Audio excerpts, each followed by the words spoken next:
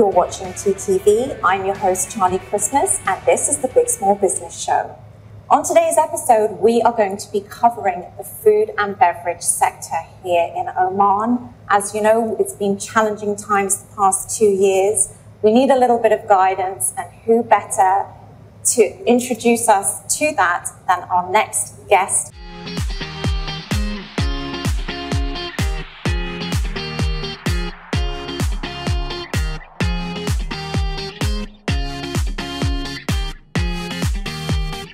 Very special guest, Luella from Minting Coco and her new establishment, Terracotta. Hi, welcome to the show. Hi. Thank you so much for joining us. Thank you so much. So, I know it's been a little bit of a tough time for you, but before we get into the nitty-gritty, please tell us a little bit about yourself and how you've come to be in this sector in the beginning. Thank you so much for showing interest in Terracotta. So my name is Loaya. I am born and raised in Oman. Did all my education in Oman, graduated from SQU, from the College of Commerce and Economics. Great. With distinction. Wow. Yes. Fantastic. Yeah. And then I worked for 9 years in the oil and gas industry. Did you really? I did. Oh my gosh. Yes, I did. I was in treasury, and I had this gut feeling within me that told me I was not in the right place. Okay. You know, I had so much potential to grow, but it wasn't my calling. That takes actually a lot of courage to completely come out of something that you're used to and you studied, and then move into something. It does. And especially coming, from a background where my family believed in a secure job, you know, having your own, and they never believed in having a business. They thought having a business is very risky. So they thought I was crazy. And what I did to give them that sense of security, just before I resigned, I said, you know what, I'm going to get my chartered accountancy, which is a very difficult, a great achievement in Oman, just as a security. If this doesn't work out, I can always get a job. You know, there are very few people in Oman who have the certification. So I can easily, even now, I can easily go back if I need to. And so I did that. I got my ACCA. I was one of the 20th Omani to receive it. Yes, that's an amazing achievement. Thank you. Yeah. And then I said, you know what? This certificate is for you guys, my parents, and now it's time to live my life. You know? Wonderful. Yeah. And I took like 2 years after I resigned to just study the market, understand it, and that's how Minting Coco, my first venture, started. So how did you come up with the whole concept? I mean, obviously Minting Coco is extremely popular in Muscat, and you know, I hang out there all the time. I love it. The staff are fantastic. The food is amazing. Thank you. And the decor, it's just a really nice, chill place. You know, you feel like you're somewhere a little bit special, even though it's very relaxed. Yeah. Is that something that you saw outside of Oman that gave you the idea, or where did that come from? I'm so happy you said that, because that's exactly the inspiration behind it. So if this wasn't my job, if I wasn't an accountant, if I wasn't a restaurateur, I would be a travel blogger. I love traveling. Traveling is what keeps me alive. So I've done, and I was lucky to have my fair share of travel. So if you notice, if you go into, what I wanted to give my customers, my guests, an experience of feeling like you're not in Oman, like you're traveling. So once, you know, when you enter, as soon as you enter, you have these beautiful light fixtures from Bali.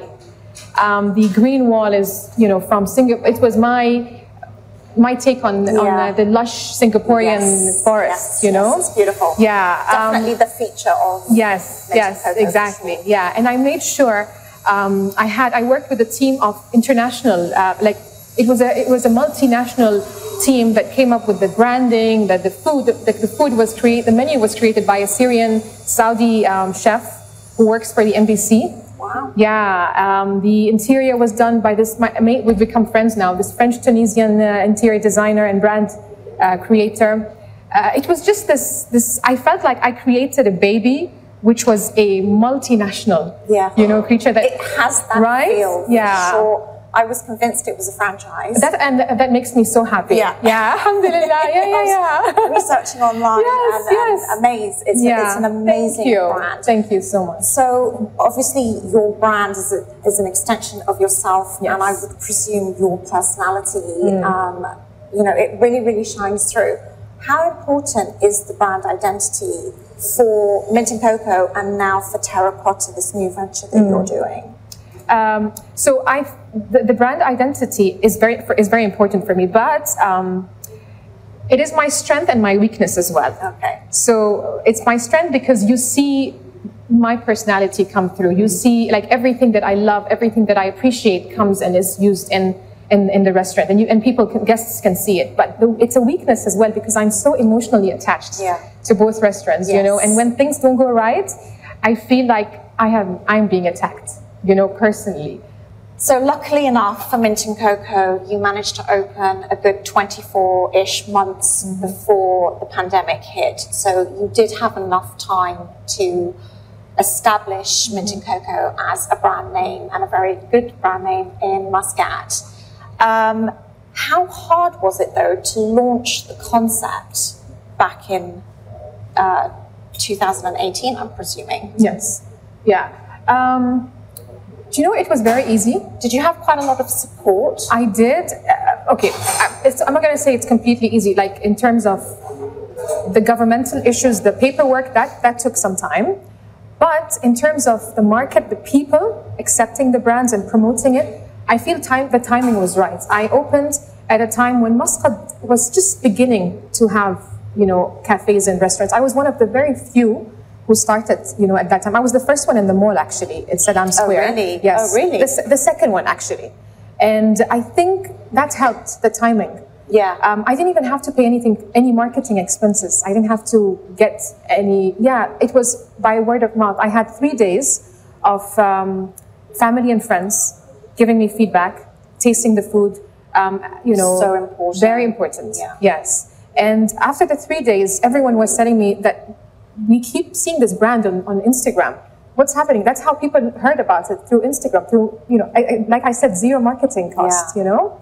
And you said, as if we just go back a little bit, you said that you felt it was a little bit challenging, maybe, to set up, do the paperwork. Yes.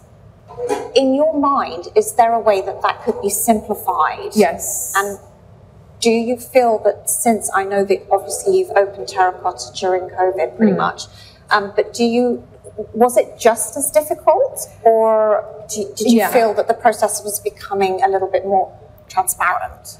I have to say the process is not very standardized. It really depends on you as a person. You know, if you're a strong person and you go and you show your face and you give a strong argument, you'll succeed. Yes. So that's what I learned from my first venture. Okay. With my second, I was there, you know, any visits that were, you know, government visits that were taking place at the restaurant, I would be there. I would give them the argument. And it makes a huge difference when the owner is there, explaining why, for example, I need 16 staff versus 4. You know, I explained that these are my working hours, these are, you know, my expectations. Unfortunately, if I was not there, if, like, I hear of businesses where they're denied visas just because it's you and your luck, basically. Really? Yes. So it's luck of the draw, literally. Yes. So it's, I wish, like, I hope that the system would be standardized and transparent. For example, one of the issues I struggled with is getting females in Terracotta, and no given reason, you know, like no clear reason was given to us. So I wish that is, you know, that side would change. Yes. And just become a little bit easier. Yeah. And what sort of experience did you have in the food industry and beverage industry at all? Did you have nothing? Eating was my only experience. Well, we all like to do that. Yes. So really, you just dove in at the deep end and hoped to swim. You did swim. I did. Well done. Well done. Yeah, thank you. So what advice would you give to any of our viewers who are also hoping to branch into this industry that don't have the experience prior? Is there anything that they can do, or any process that you feel would make it easier for them to succeed? Yeah. For me, I feel like what helped me was I did a few courses online, and like I went to a few restaurateurs in the GCC that would give you like courses on how to start a business, the operation aspects to it, what works, what doesn't work. That helped me a lot. And I think that is something that anyone wanting to start a business can do, and it's affordable. The other thing I did was I hired a consultant, which is maybe on the pricier side, because it's a huge cost that goes, on top of the project cost itself. But do you feel that that was an invaluable thing to do? It was. Yeah. It saved me time. It saved me connections, suppliers. It saved me a lot. Yeah. It was like me buying time, But I have to say, it wasn't a shortcut, because I still had to manage the place. I still had to make a few mistakes to learn, And from my first experience, I was able to implement everything that I've learned and put it onto my second project, which is terracotta. Yeah. So as I mentioned previously, and I've mentioned in every episode to date, just because it's such a big thing and it just affected so many people, COVID, pandemic, global pandemic, affected everyone on the planet, pretty much. What changes did you have to make to your business strategy during that challenging time? It was a nightmare. I can imagine. Yes. You closed, of course. We were forced along with to close. Everybody else. Exactly. Yeah. We were forced to close. We were forced to think outside the box. We were forced to grow. The place is meant for, when I created my concept, I created them having in mind that people are going to come. It's the ambience. It's not only the food. It's the whole experience. Yes. So when COVID hit, I had to do the same thing but deliver it to the customer. So what I did was I introduced a number of experience boxes. So I had a movie box. People then were just stuck at home watching movies. Such a good idea. Yeah. So I have these boxes. I even included tickets, seat numbers, just to make them feel like they're in a cinema, with different drinks, different foods. I even created some brunch boxes. People couldn't come because we're known for a breakfast and brunch. So I would create a brunch box for 2 with coffee, orange juice, something that you could enjoy at home and feel like you were at a restaurant. Yeah.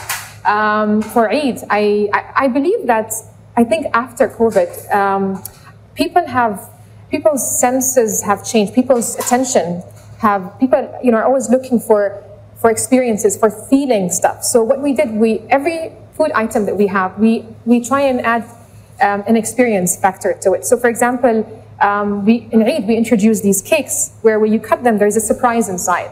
We had these smash hearts where you break into them and you get money and candies. Fantastic. Do you know what I mean? Yeah. So we were, yeah, thank you. So we were forced to just push ourselves, outside our normal boundaries. And by doing that, of course, it allowed you to stay functioning as, an eatery. Exactly. And reach your customers from a different standpoint. Yeah. Did you then turn to the delivery services that were on offer? Because I remember very clearly there was just suddenly everything went online really, really quickly. Exactly. Within weeks, everything that wasn't previously online went online. How hard, easy was that for you to set up? I think our survival was because of these delivery apps. I feel if we didn't have any of these delivery apps, I think there would be. I don't think we would be here talking. Yeah, most people would have gone under. Yes, that really was a savior. Yes, it was. And have you noticed that since the lockdown and since all that happened, a lot of your colleagues, shall we say, other eateries have also gone down that route?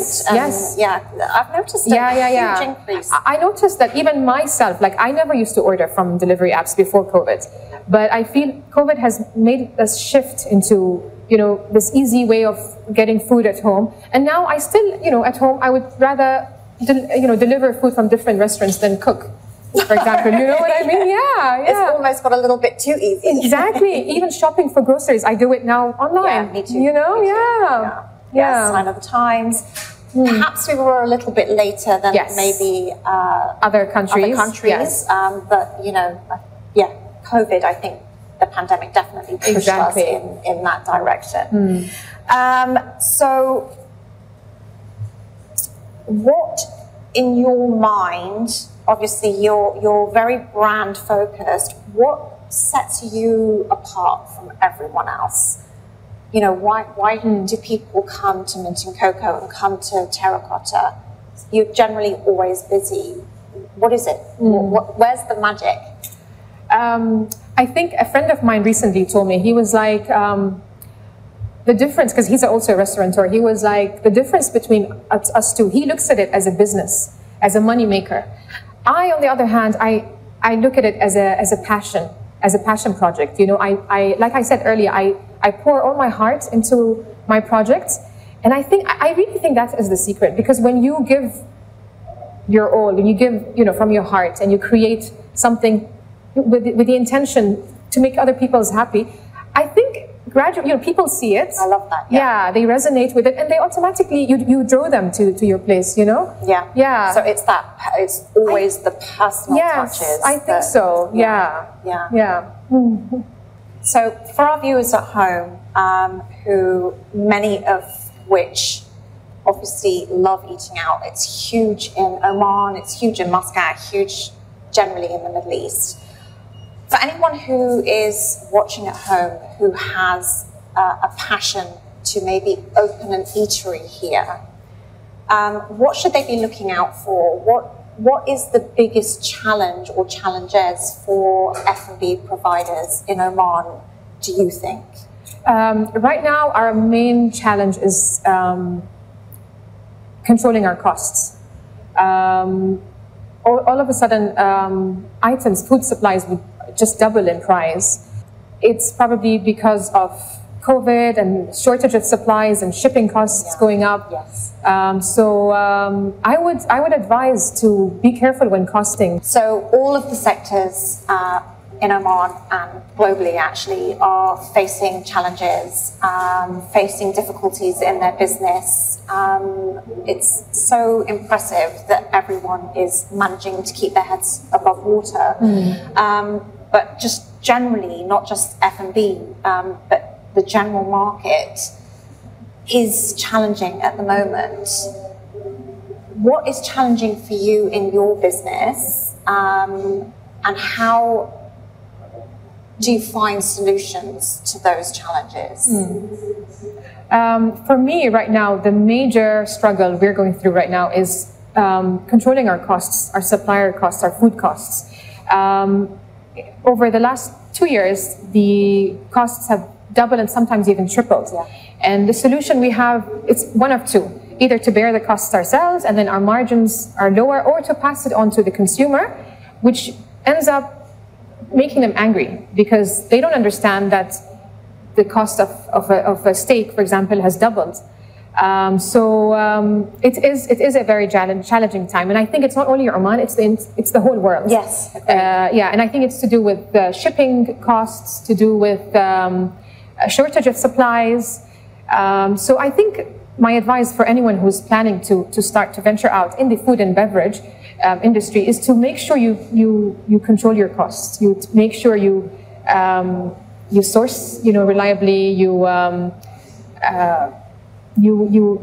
calculate your costs and you leave room for these emergencies. Margin of error. Exactly. Yeah, of course. Yes. Yeah, contingency plan these days is so important. It is. Well, it's been wonderful having you on the show. Thank you so much for joining us all. My pleasure.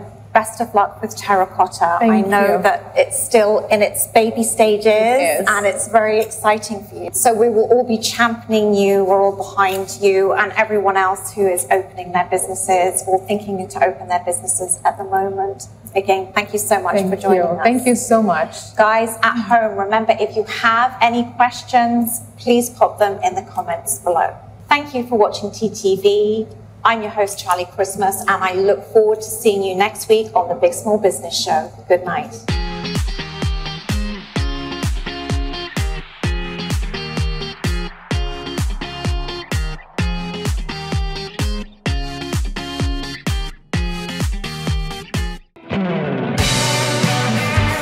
Join us on the Big Small Business Show every Sunday at 8 p.m. on TTV.